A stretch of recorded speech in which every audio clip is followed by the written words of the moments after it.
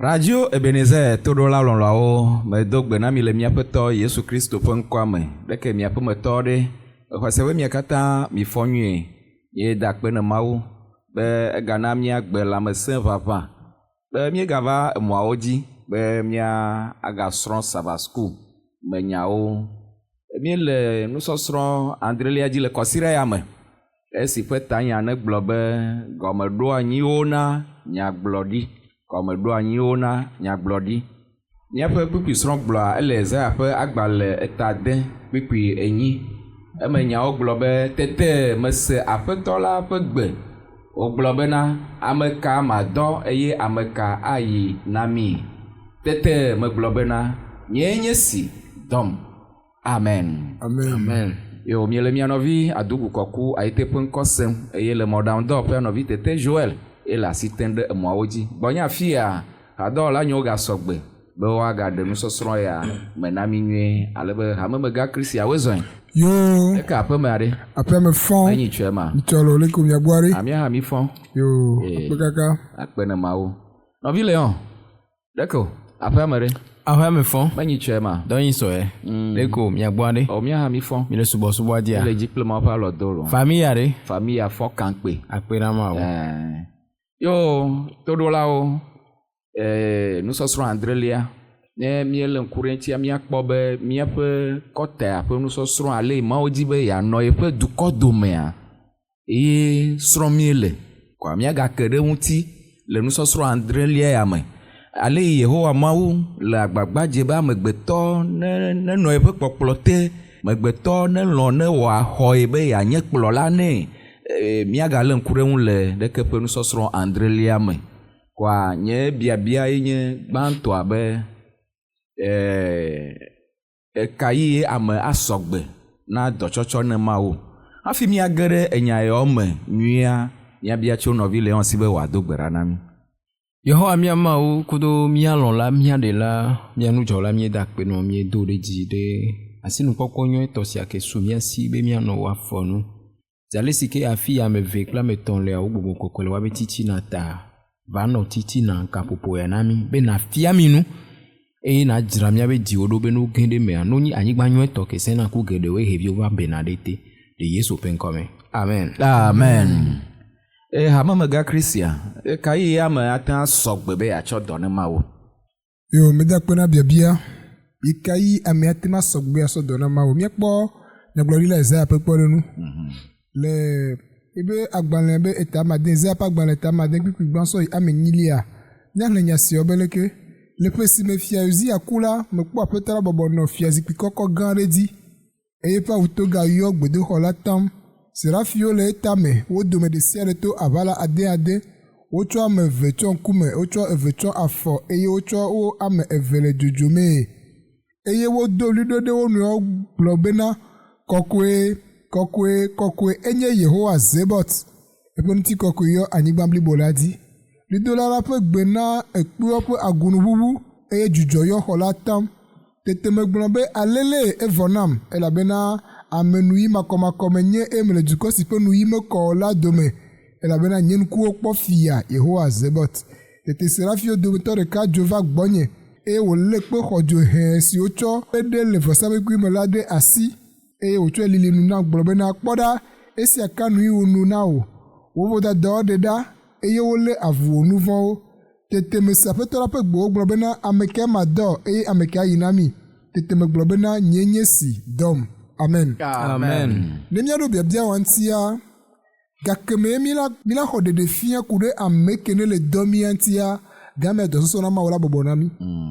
Le fia Ezaya do dzesi bena ame ke ne tɔ Yehowa ame bue. Egbe akafla ne nyi be míabe dukplɔla eyɔ mía dometɔ le fie kpɔa be yesɔ mission spéciale ɖe na mí be míawɔ na yea. Ne mí gbɔ dzesi doa tsɔ wa ko be míabe dzɔ mission spéciale ŋu aɖekea míava zɔ zɔzɔ ya to vo.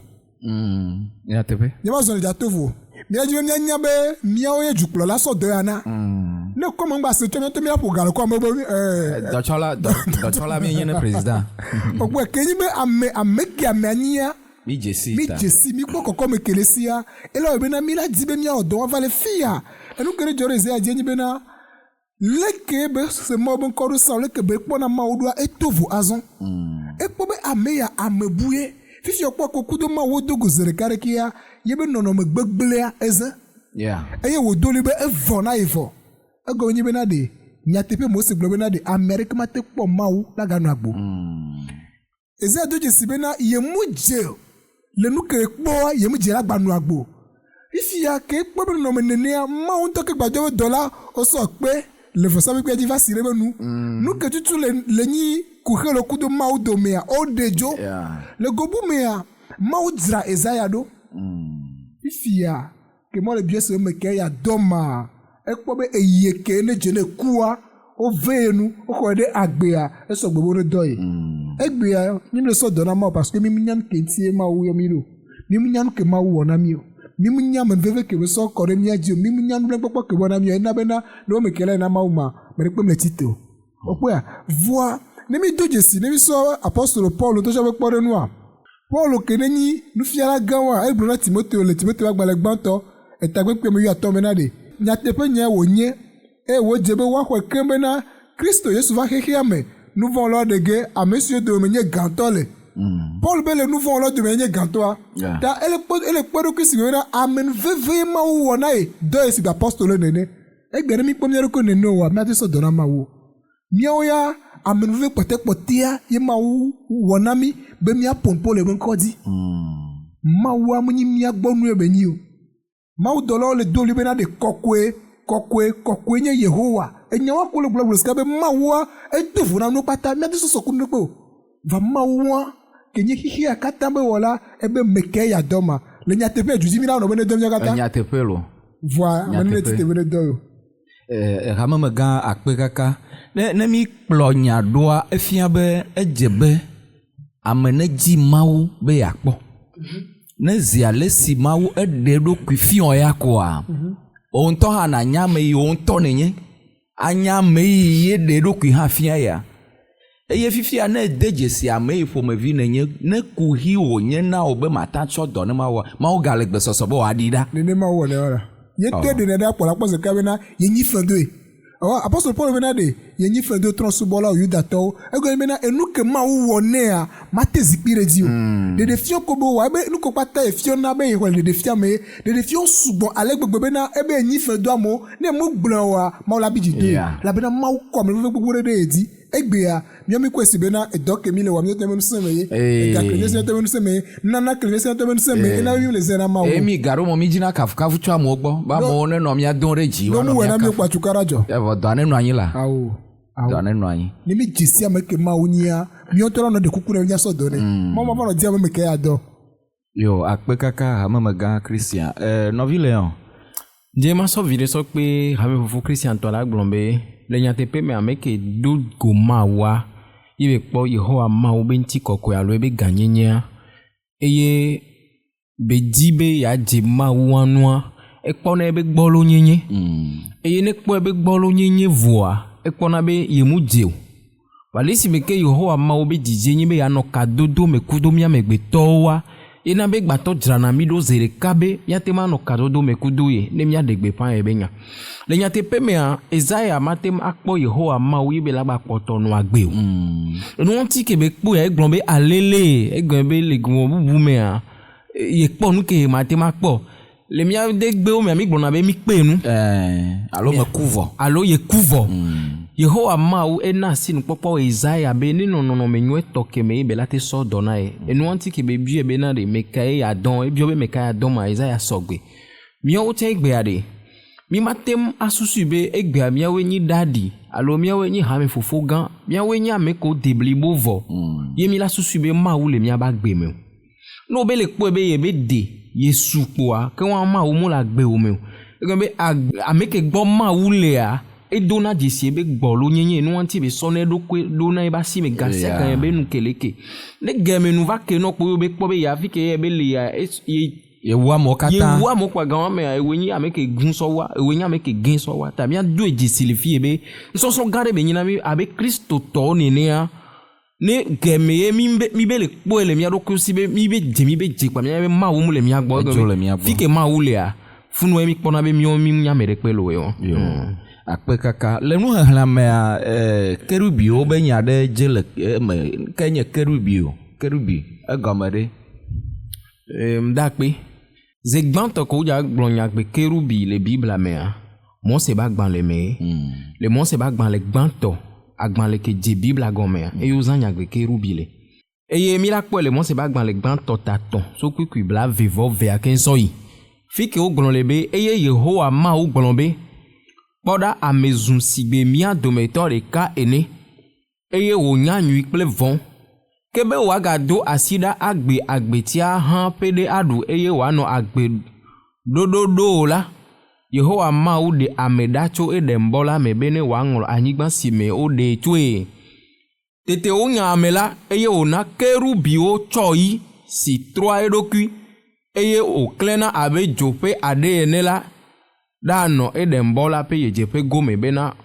wòadzɔ agbeti la mɔnu. Amen. Ze gbãtɔ ko zã kerubiwoa wobe woda wo ɖo fi ke woda wo ɖe Eɖenbɔ la ba gbonu le yedzeƒe gome bena woakpɔ agbeti la bena amegbetɔ ŋgbava kebe wɔ nu vɔ̃ vɔ̃ ŋgbava yi ɖe agbeti la gbɔ ne ba ve wɔ nu kɔ ne ba ve ɖu yo egɔme be na amegbetɔ kpɔtɔ le ɖu agbetia ela nɔ agbe ɖaa mi la ɖe nsɔsɔ vitukui ɖe le fie anɔ nu vɔ me vɔa ela nɔ agbe yi mavɔ eye wa ela nɔ nu vɔ me vɔ la nɔ agbe la yi mavɔ ma ɖe nu vitukui ɖe le fie kunbe ma yi kerubi biabia dze nyi be mi ɖo la do edzesi be ne gɛmɛ ye mi gbava enuwo keke trɔ Yesu Kristo didi va ye be va kplɔ mi yi dziƒo tia ye mi va la agbe mavɔ tia mi ɖo la nya be maku ma su mia si kpɔ gbe ɖe ne Yesu le sɔe na mi o. Enuwanti tɔgbɔ be aɖaŋu kple vɔ ŋkpɔ wɔ nu vɔ gã wa mi ŋutɔ tsɔ wɔ ɖu na agbeti ye. Efiɔ be woaba gbea eso Mawu gbɔ. Mu kan ɖe kebe le woaba gbea Mawu gbɔ kpo be le. Eya na mia gba se gɔme be egbea ne mi le gbɔn be luʋɔ mu kunɔ wa la kpa ye. Fifia mia se gɔme be kerubiwo wa le nya ya mea kerubiwa wonyi Mawu dɔla. Mawu dɔlawoe wonyina. Ale be le kpukpui ke hame fofoa hlẽ mea mi la do edzesi be kerubiwo wawoe le Yehowa Mawu gbɔ ye wole gblɔ bena ɖe ko kɔkɔe. Eye nenema ke ne mi yi ɖe kronika ƒe agbalẽ tawetɔn kpukpui adelia egblɔ be tete David kple Israel blibo la ho yi Baala eye yeanye Kiriat Yearim si nye Yuda tɔ ne wòatsɔ Mawu Yehowa ame si le kerubiwo tame afi si woyɔa eƒe ŋkɔ le la ƒe aɖaka tso afi ma vɛ. Amen. Ne mi le ŋku ɖe kpukpui ya ŋuti ye mi le ŋku ɖe Salomo ƒe agbalẽ ta blanyi kpukpui gbãtɔ ŋuti mi le ŋku ɖe Ezaya ƒe agbalẽ ta blatɔ̃ vɔ adre kpukpui wɔ adelia ŋutia le kpukpuiwo katã me wogblɔ be Yehowa Mawu le kerubiwo be tame. Míase gɔme be ke wɔn kerubiwoa wonyi dɔla ɖoko gogo na Mawu le gblɔm bubu me wonɔna Mawu ŋuti zi ɖeka. Enuwanti no le gblɔm kerubiwoa míase gɔme le fie be Mawu dɔla sesẽwo wonyi. Ne gblɔ be Mawu dɔla sesẽwo nyi be mi kpɔa Mose gɛmɛ ye bebiɔ Yehowa Mawu be ne ɖe be ŋuti kɔkɔe fiɔ ya Yehowa Mawu be la kafu ye be ŋkɔ le be ŋkume be la kpɔ. Va Yehowa Mawu ke be ya ɖe ɖokui fiɔ Mosea Mose trɔ ŋgbo dome ye lo. Yehowa Mawu be ne gɛmɛ ye idza va yia ye la gba sɔ yi ŋutɔ iba si ke sɔ tso edze gɔme be ame ɖekpe mate ma kpɔ ye be la nɔ ŋkɔ ye be la nɔ agbe o. Fifia Mawu dɔlawo ko nɔna Yehowa Mawu gbɔ zi ɖeka wawo yo be didi va le Eɖenbɔa be mɔnu le gblɔm bubu me Yehowa Mawu ŋutɔe va le funu. Enuwanti nu me kukɔ na mi do edzesi be aɖaŋu kple vɔ wa funuwo va wɔna vɔsa le wɔn le mɔkpɔkpɔ me be ŋgbedodo ke Yehowa Mawu wɔ bena nyɔnua la gbã ta na dan ye dan la ɖo afɔku dzi na ba kpɔ me vava. Ta míasi gɔme le fie be kerubiwoa wonyi Mawu dɔla sesẽwo. Enuwanti egbe miawo abe kristotɔwo nenea mi ɖo la nya me ko do na bubu Yehowa Mawu ŋuti. Nkanti dzi la gblɔ nene ɖo. Mawu dɔla yɔwoa wobe aʋala made le wasi. Nke dzɔnɔ wosɔna aʋala eve asɔ tsɔna ŋkume. Kungbe nɔna Yehowa Mawu gbɔ. Egɔme be Mawu be ŋuti kɔkɔe lolo. Mawu be ŋuti kɔkɔe lolo. Wosɔna ame eve sɔ tsɔna wa ba fɔ kungbe wosɔna ame eve ke sɔ zrona. Ta egbea miame ko gblẽna kodo Yehowa Mawu be ŋkɔ. Ne mi kpɔ egble miaba ɖaŋu ɖe mɔ dzia Jesus. Oh my God. Mi yɔna Mawu be ŋkɔ ɖeke. Va yɔyɔmɔ keke nye gbegble fefe wɔwɔ ƒe yɔyɔ. Eye wa. Ta míase gɔme be ne nsɔsɔ ya va na mi be mianya me ko nyi kerubia míado dzesi be fi ke kerubi le kpa Mawu le. Nuwanti ne mi yi ɖe dziƒoe wa lo dziƒoe Yehowa Mawu be fiaɖoƒe le wa lo ye kerubiwo le lo fia ne mi didi va anyigba nu anti ni mi kpɔ nubabla ɖaka mea ele nubabla ɖaka be tamea mi la kpɔ kerubia me ve wonɔna nubabla ɖaka be tame eye le wa be titina Yehowa Mawu nɔna titina na wo ke gɔme ye be fi ke kerubi le kpɔa Mawu le eye bubu ke wosɔ nana Yehowa Mawua mi ɖo la do dzesi to kerubi sesẽ yawo dzi manɔ telefon kengbe yo nɔvi le yɔ akpe kaka susu nye ɖe ko ne kplɔ susu nye yibo medzo va yi ɖe dukplɔlawo ƒe akpa dzi ale ye gatkɔ sesẽwo nɔna dukplɔlawo ŋuti ye gakɔ me woawo magblɔ be woaba gbea ɖeko abe le président si me nene le anyigba dzi ma lo ko ame va nɔ ɖokui nye bia be ɖe kerubi mɔ aɖe gatkɔ ɖewo dzo nye ne Mawua ye fi sia fi ye nakpɔ kerubia le koa akpɔ Mawu le fi ba habe me gakri sia fi yi susu nye va yi ɖe ma lo nyateƒe nyi bena amegã ɖe kpekpea wodzɔna nu koe va mi ɖo se gɔme na Mawu ame ɖe ne kerubiwo mu le kpame ɖe la ƒo awu yo awu nene o le ebe nuwɔwɔ ke be wɔmea nuwɔwɔ be kɔkɔme le Mawu dɔlɔ do nuwɔwɔ be kɔkɔme to enyi kerubiwo ke ye wɔwo ya o dzesi Mawu sɔ Mawu dɔlɔ kpɔtɔewo okpea o se gɔme o gogo sugbɔ fi ɖe kpekpe ko la gbe gblɔ Mawu be fiazikpui be nyakpɔ la kpɔ kerubiwo godogodogodo eye ne mi kpɔkpɔ ɖe numetɔ tsa psalm ƒe agbalẽ ta ame 8 kpekpe ame 9 so ame 11 o be ɖe evia dziƒo heɖi ɖe anyi eye alilikpo dodo le eƒe afɔwo te enɔ kerubiwo dzi hedzo eye wosa agbalẽ ya ƒe aʋalawo dzi okpɔa David le gblɔ ne kplɔ Mawu ŋuti o be Mawu via dziƒo nu ebe ɖi ɖe anyigba donc azɔ kerubiwo sɔ be avion donc mi ɖo se gɔme na Mawu dɔla yawoa wɔwo nye Mawu dɔla ko ne kpɔ Mawu ŋuti kɔkɔe sugbɔ ko ne nɔ Mawu ŋuti kɔkɔe me ke ye ne ame ɖe la dzesi Mawu nyateƒe toa kerubiwoe fifia fi ke nusɔsrɔ̃a le veve ɖe le enyi be nyabe futɔ gbãtɔa kerubiwo dometɔ ɖekae ta ne mi be míaƒo asi ɖe Mawu subɔsubɔ ŋutia amewo ka Lucifer la ta ɖe nyadzi kokoko tso nyawo dzesi Mawu edzesi Mawu tsa nyateƒe lo edzesi Mawu ena ɖe la kpɔ bena ɖe Lucifer mu wɔna nu yeye ɖe kpekpe o enu ke Mawu akpɔ trɔ na kpasa ga parce que nya be Mawu kpoe nyi nu nyuia ye kpɔna nu nyuie toa ta mi ɖo la do dzesi bena ame ke nye futoa enɔ kerubiwo dome kpɔ eye be nɔ Mawu be ye ŋutɔ hã kerubiwo nye kerubi be nyi eye be dzesi Mawu ale gbegbe eya ɖo la na mía butame zeve ku ɖo ame ke mi le aʋakudo ŋuti emia nye be na mu ɖevi ye be nyi o kerubiwoa yemia gake mo ole ho eye ekpɔ nuteƒe enya me ke nyi Mawu ke me va tsi te ɖe ŋuti ta le vivli ke mi le wɔ le gbɔgbɔmea ne mi mlɔ le Kristo moa kerubi ko ɖe Lucifer la gble mia dome ɔnɔ televizia ke gbɔ yo akpe kaka ne mi va nusɔsrɔ̃a be kerubi be nya ya mea kerubiwo kpɔm mi lea wole kafukafu tsɔ ne Mawu wɔtɔ koe nye kɔkɔe Mawu ƒe ŋuti kɔkɔe ŋutɔ hã le yi wòkpe ɖoa woɣla na woƒe mowo hafi te nɔna Mawu ŋuti fifia Mawu le míawo hã mía dome gbe ke ne ɖeke Mawu le mía dome ɖo ye leke míawo ya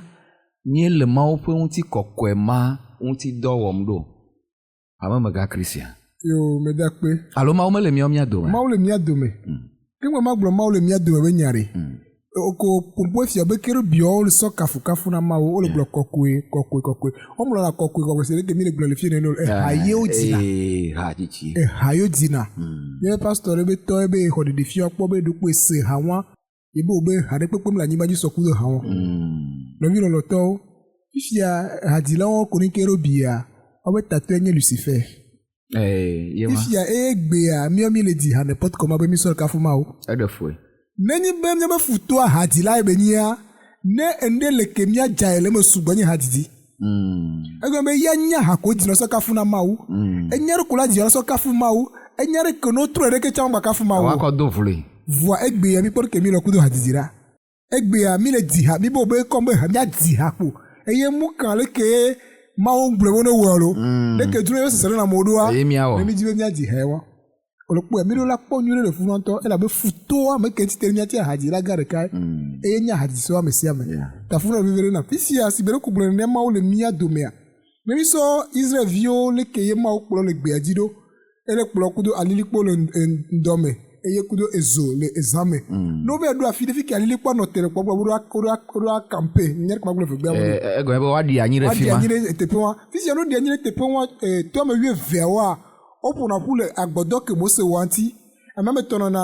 anyehe me tono na diehe me tono le torepe e me tono na eyejepe do hope aha fifia wo pata etato le wasi fifia mi de Ezekiel be agbalemia kero biawa obe nkume do no wasi Ezekiel be kpo de be nkume le sigbe enyi be nkume ne edeto le sigbe chantane ne edeto le sigbe ehon kengba de nya magbeto fifia Israel vio be to amenwo no popu ne nebo te pe amenwo wa pata do aflaga la sikeye le nitinya onua o ba flag o dura je sikero bi o do to rekabe nonome be jesi okay ha sibere ke po ma o de kere bi o do me a mau ele agbodo amele wa do mele funa eye eto ko no po na so kere bi jesi de asia ele de nu kene le jipo so le so la nyigba die won fifia nu ke ma o le buna mi to funu ma o de ko le buna me go to be na de leke le kere bi o do me a yebe didie nyi be na ya no mi adome e na ke ma over dun tina do amegboto odome a o wi obereko Emmanuel mauli plimi e ye nu ke po maule die wa fisi ne maula no kudomi are ku he de ka kele mi akuma do pe nye nouveau e ta ma wo dodo to agbodo me na de lekolo la de nouveau na be tu ko dome ya e maule mo po be na mi agben le nouveau gbo ale be gbereka domo so ma banu nyakudo ma o domo ko nyakpo ma kume ke mere pe ma gba so chon kumo la bena ela denu ke nyi ku hele mi adomo fo amen oye no vileon ndi ma so vire kin so pe Yehowa ma we gbolon bere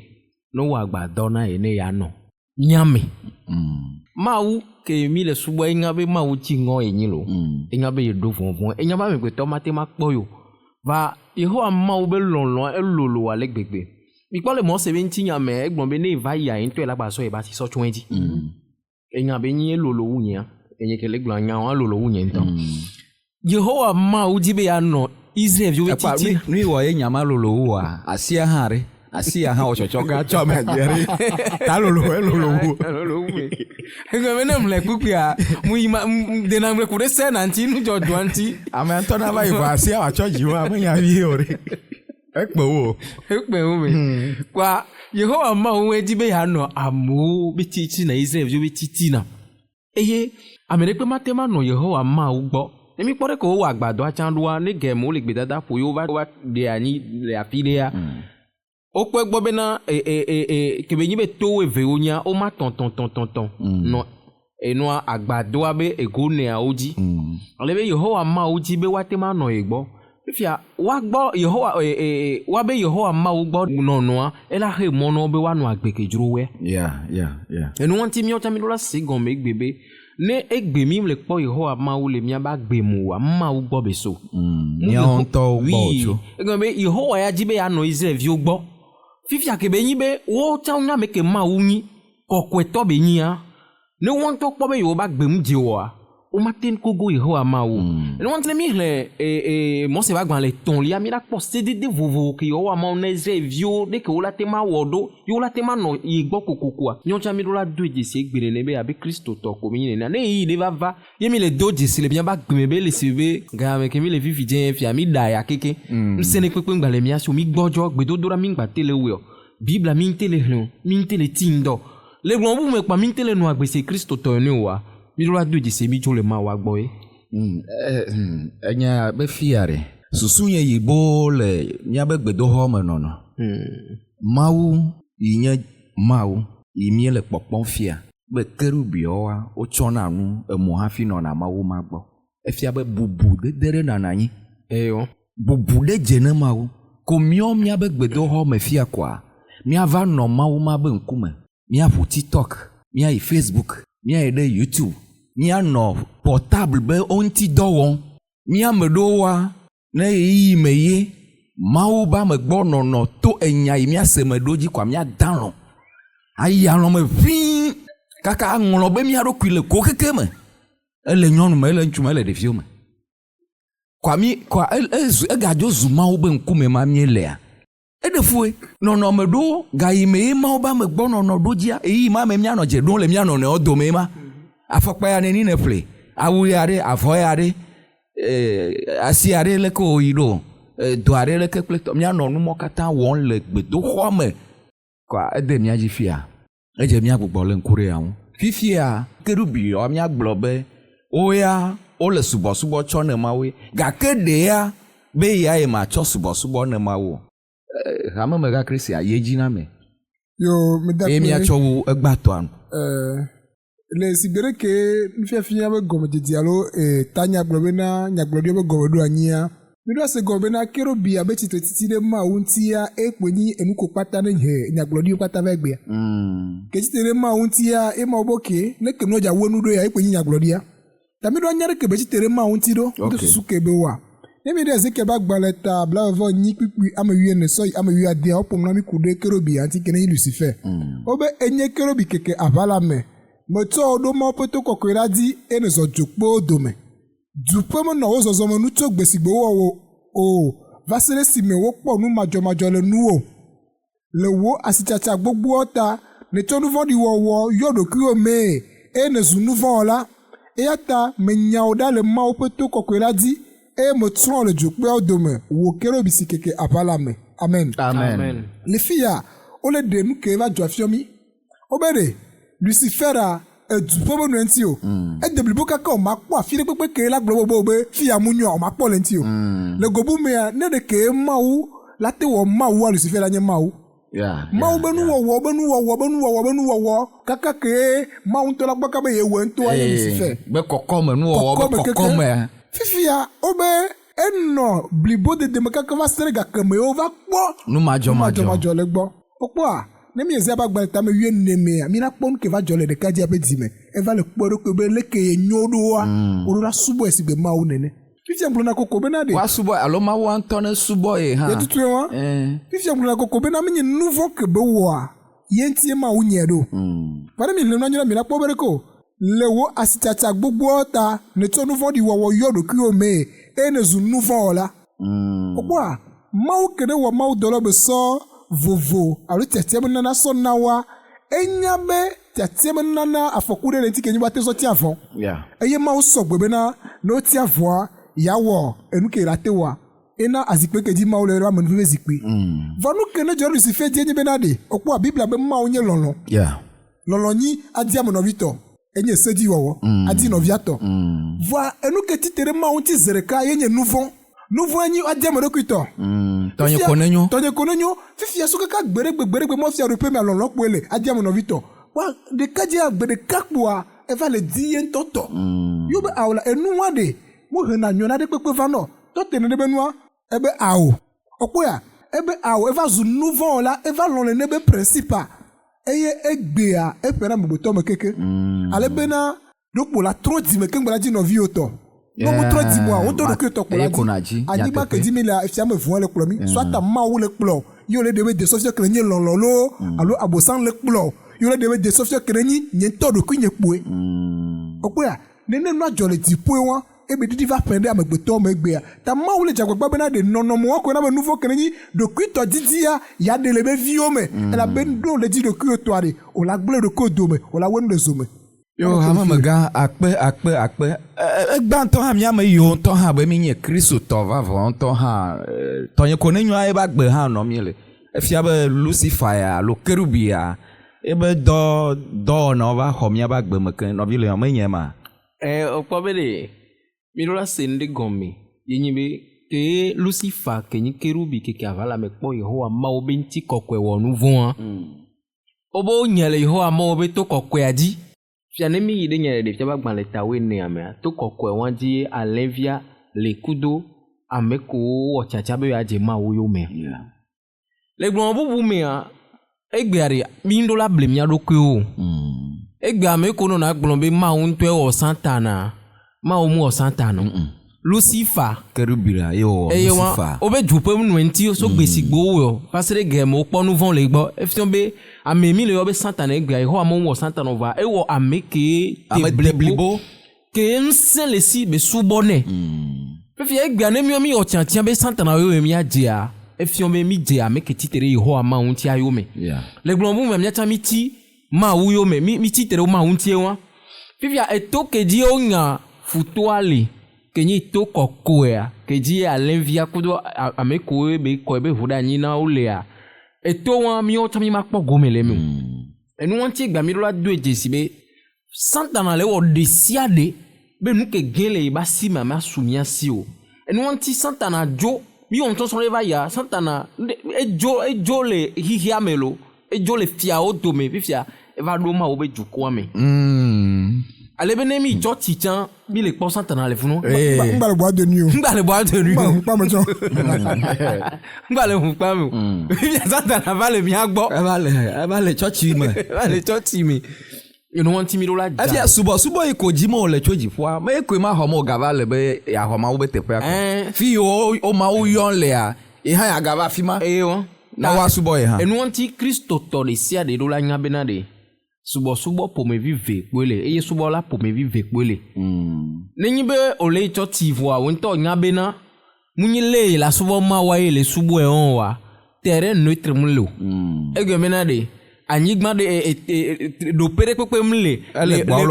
gbɔlo le mawu kudo Santana be dodome ko la be yayem le mawu ba kpa dzi o. Anɔ afi ɖe kokoko. Egbe be nsẽ ne egbe amewo gbɔna nya o. Ntsaŋgblẽ va yi lo. Bo ya nyi subɔna vodzu tsɔ nye mu le mawu ame tsɔ. No be le subɔ mawu kpɔ le akpa bue. Mi ɖo la si gɔme ne eye mía me ko le tsɔtsi mi le subɔ mawu vɔ gake mía be subɔsubɔa mi le kpɔ mía ɖokui dzi wa mi ɖo la nya be Santana le wɔ ɖe sia ɖe. Ele wɔ ɖe sia ɖe. Nunyala ɖe gblɔ be ɖe le yi mamlɛwo mea futɔ abosam ba le akpa ku ɖe Bibla be nya ŋutia ela sɔ kudo Bibla tɔa le gbegbe be no mu srɔ̃na Bibla wa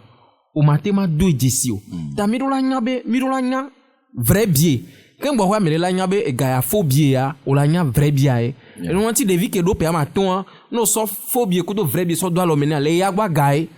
vɔ ame ke si ye be zanga kpɔ enya nke tɔ ga njesi ame ɖewo no le fobie ega kenyi ga gbegble fobie no ɖekpo le ne lo o nya se ka nene ke miwo tsã mi ɖo la nya Bibla nya nu ko ɖo Santana ŋuti emi no la sɔ ke sɔ gblɔ ale be ne ble mia do dzesi. Yo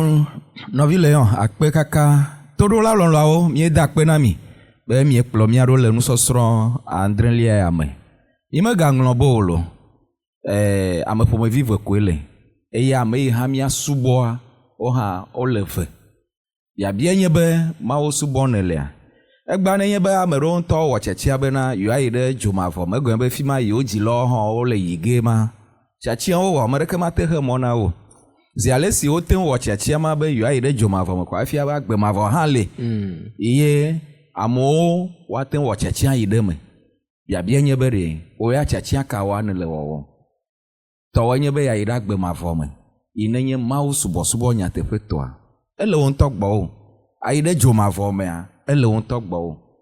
mawu neve mía nu eye wòakpe ɖe míawo be míawɔ yi akplɔ mi ɖe agbemavɔ me boŋ le Yesu ƒe ŋkɔa me amen. Amen. Yo ame mega Kristi do gbe ɖa wo na mi. Dziƒo mawu mi da akpe nɔ mi kafo mi do ɖe dzi mi dzi be míaɖe kuku nɔ be míawo tsã to dzinɔlawo tsã be mía nu nyawo míagase gɔme de to sɔwu eye subɔsubɔ nyuietɔ ke míasɔna wa míasɔna le gowo katã me. Yera ɖe míawo katã míadzi le Yesu Kristo be ŋkɔ me. Amen. Amen.